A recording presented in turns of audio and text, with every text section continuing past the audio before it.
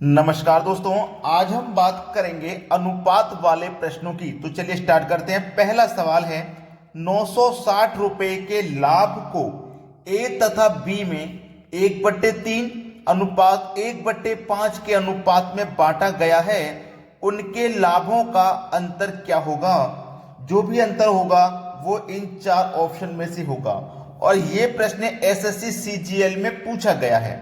आपके पास दो व्यक्ति हैं, ए और बी, ये दो व्यक्ति हैं आपके पास। ठीक है, दोनों का अनुपात है 1/3 और 1/5। ये आपके पास अनुपात है। मैं आपको एक चीज क्लियर कर देता हूं कि अनुपात कभी भी फ्रैक्शन की फॉर्म में दिया है तो वो गलत है। अनुपात कभी भी फ्रैक्शन की फॉर्म में नहीं होता। अगर दिया गया है फ्रैक्शन की फॉर्म में तो वो गलत है। क्लियर है? तो आपको इसको फ्रैक्शन से चेंज करना होगा। फ्रैक्शन से सही फॉर्म में आप इसको चेंज करेंगे, याद रखना। तो इसको सही फॉर्म में चेंज कैसे करेंगे वो मैं आपको बताता हूं।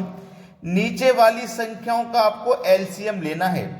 3 और 5 का एलसीएम कितना आएगा? 15। ठीक है, नीचे वाली संख्याओं का आपने एलसीएम ले लिया 15। अब 3 से 15 को काटोगे तो 5 बार में कटेगा, 5 एकम 5। 5 से 15 को काटोगे 3 बार में कटेगा, 3 एकम 3। अब ये बिल्कुल सही हो गया, बिल्कुल सही फॉर्म में आपने चेंज कर लिया। आपसे पूछा गया है दोनों के लाभों का अंतर, जबकि 960 रुपए के लाभ को, जो टोटल लाभ है वो है 960 रुपए का। जब हमारे पास दोनों का योग है लाभ का, तो हम दोनों के अनुपात का योग कर लेंगे।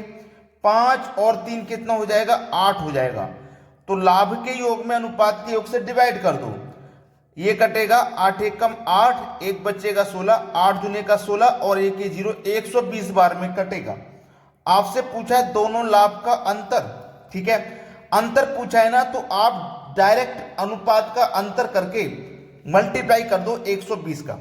अनुपात का अंतर 2 है, 120 का गुना 2 में कर देंगे, 120 का गुना में 2 में कर देंगे तो हो जाएगा 240। डी ऑप्शन बिल्कुल सही है। अगर आप 120 का गुना 5 में करेंगे, फिर 3 में करेंगे, फिर दोनों का अंतर करेंगे, तब भी यही आएगा। अब देखते हैं अगला सवाल।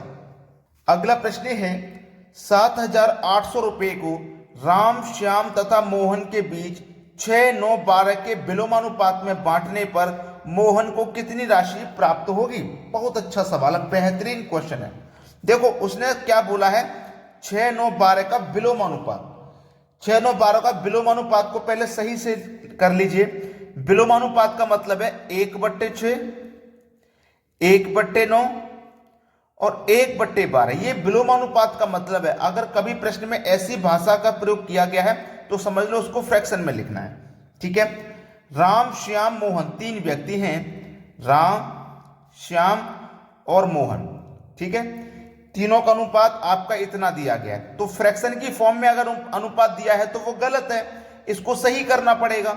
तो सही कैसे होगा? नीचे वाली संख्याओं का आप एलसीएम लोगे। 6, 9, 12 का एलसीएम हो जाएगा 36। तो 6 से 36 को कटाओ, 6 6 36, 6 बार में कटेगा। 6 का मल्टीप्लाई करेंगे, 6 एकम 6, तो ये हो गया 6। 9 से कटाओ, 9 चौकू 36, 4 बार में, 4 एकम 4। 12 तिया 36, 3 एकम 3। अब आपने बिल्कुल सही अनुपात में बदल लिया, बिल्कुल सही में। अब देखो आपके पास योग है 7,800 का, तो हम क्या करेंगे? अनुपात का भी योग करेंगे। 6, 4, 10 और 3, 13। इस योग में अनुपात के योग से डिवाइड करो, 13 छिंग 78 और 2 0, 600 बार में कटेगा। आपसे पूछा है मोहन को कितनी राशि प्राप्त होगी? किसको? मोहन को। तो मोहन का अनुपात कितना है? 3। 600 का मल्टीप्लाई 3 से कर दो, 1800। मोहन को जो राशि प्राप्त होगी वो 1800 होगी। पहला ऑप्शन प्रश्न का बिल्कुल सही जवाब है। अब देखते हैं अगला प्रश्न। अगला प्रश्न है, यदि 2a बराबर 3b बराबर 4c हो तो a अनुपात b अनुपात c का मान होगा। अब आपको देखो ये जो वैल्यू दी गई है ना, 2a 3b 4c, इसका मतलब क्या है? इसकी अनुपातिक वैल्यू क्या होगी? देखो ये 2 है ना, इसकी अनुपातिक वैल्यू क्या होगी? कोई भी संख्या गुना में है वो इधर आके बटे में आ जाती है, यानी कि 1 के बटे में 2 हो जाएगा, और ये 1 के बटे में 3 हो जाएगा, और ये 1 के बटे में 4 हो जाएगा। ठीक है, इस तरीके की कोई भी भाषा आपको दी गई अनुपात में तो आप उसको इस तरीके से ऊपर लिखेंगे और फिर नीचे वाली संख्याओं का एलसीएम लेके, एलसीएम आ जाएगा 12, इसको सही अनुपात में बदल लेंगे। तो आपके पास ए, बी और सी 3 व्यक्ति हैं। 2 से 12 को कटाओ 6 बार में, 6 एकम 6। 3 से 12 को कटाओ 3 चौको 12, 4 बार में, 4 एकम 4, 4 तिया 12, 3 एकम 3। ठीक है, सभी को आपने सही अनुपात में बदल लिया है। अब सही अनुपात में बदल लिया, 6 4 3, यही तो पूछा गया था एबीसी का मान, तो एबीसी का मान 6 4 3 है। 6 4 3 सी ऑप्शन हो जाएगा बिल्कुल सही जवाब। अब देखेंगे अगला प्रश्न। अगला प्रश्न है, यदि 3a बराबर 6b बराबर 9c हो तो एबीसी का मान क्या होगा। तो बिल्कुल पिछले क्वेश्चन के जैसा है ये, तो आप मुझे इसका आंसर कमेंट में बताएंगे क्या आएगा। ठीक है, बिल्कुल पिछले क्वेश्चन जैसा है, तो कोई भी बच्चा ऐसा नहीं होगा जिससे ये प्रश्न नहीं होगा। सभी बच्चे करके कमेंट में इसका आंसर बताएंगे। अब देखते हैं अगला सवाल। अगला सवाल है, 6a बराबर 11b बराबर 7c हो तो एबीसी का मान क्या होगा। ठीक है, ये सवाल मैंने करा दिया है आपको। देखो, अगर इस तरीके से कोई भी संख्या लिखी हुई है तो आप उसे 1 के बटे में लिखोगे 6 और 1 के बटे में 11 और 1 के बटे में 7 लिखोगे। ठीक है, अब इन तीनों का एलसीएम लोगे, यही तो मैंने तरीका बताया है। इन तीनों का एलसीएम लोगे। अब देखो संख्याएं बड़ी हैं, मैं इसका एक दूसरा तरीका भी बताऊंगा आपको, इसलिए ये प्रश्न लेकर के आया हूं। तो 6 11 7 का एलसीएम क्या होगा। 6 11 7 का हम क्या करते हैं, एलसीएम निकालते हैं।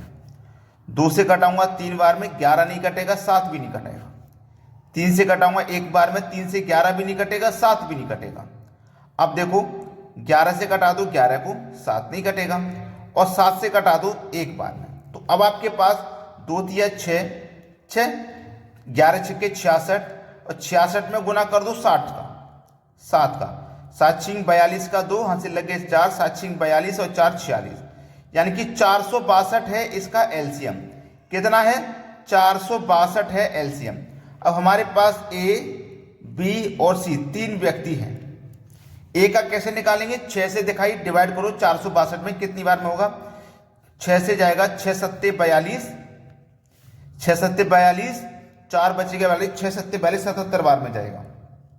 11 से घटाओ, 11 चौको 44, 2 बचेगा 22, 11 दूनी 22, 7 छिंग 42, तो 7 से इसको कटाया 66 बार में हो गया। अब देखो आपके पास 77 42 और 66, 77 42 66, बी ऑप्शन बिल्कुल सही है। लेकिन अब मैं आपको एक तरीका ऐसा बताता हूं कि जब बड़ी संख्या रहें और उनका एलसीएम बड़ा आ रहा है तो करने में थोड़ा समय लग सकता है, क्योंकि आप पूरे का एलसीएम निकालोगे तभी तो डिवाइड करोगे, और बड़ी संख्या में डिवाइड करोगे तो टाइम भी लगेगा। अब मैं आपको एक ऐसा तरीका बताता हूं जिससे आपको बिल्कुल भी टाइम खर्च नहीं करना। ठीक है, ए, बी और सी तीनों का निकालना है ना। हमें सबसे पहले ए का निकालना है, तो ए को छिपा लेंगे, ए को छिपा लेंगे, इन दोनों का मल्टीप्लाई करेंगे, 11 सत्ते 77, यहां लिखो 77। अब हमें बी का निकालना है, तो बी को छिपा लो, इन दोनों का मल्टीप्लाई, 7 छिंग 42। सी का निकालना, सी को छिपा लो, इन दोनों का मल्टीप्लाई, 11 छिक्के 66। देखो बिल्कुल वही निकल के आया है कि नहीं, बिल्कुल वही निकल के आया।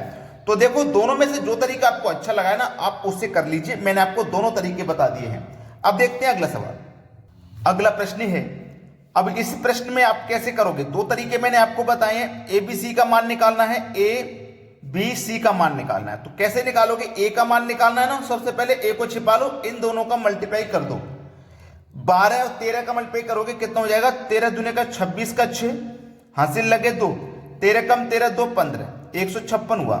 अब बी का निकालना है, बी को छिपा लो, इन दोनों का मल्टीप्लाई, 13 पंजे 65। सी का निकालना, सी को छिपा लो, इन दोनों का मल्टीप्लाई, 12 पंजे 60। बस हो गया सवाल, सवाल हो गया।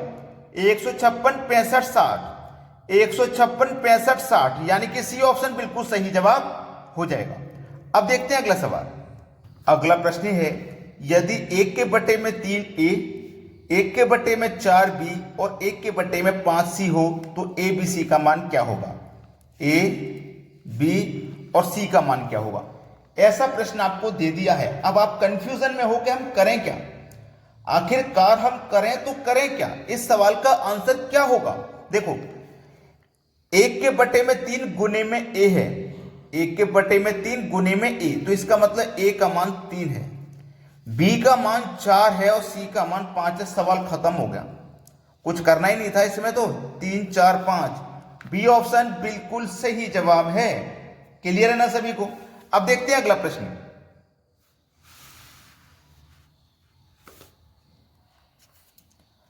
अगला प्रश्न है a के बटे में 4, b के बटे में 5 और ये c के बटे में 6 और d के बटे में 8 हो, तो a b c d का मान पूछा है, क्या होगा। a b c और d, इसका मान क्या होगा। a का मान 4 है, b का मान 5 है, c का मान 6 है और d का मान 8 है।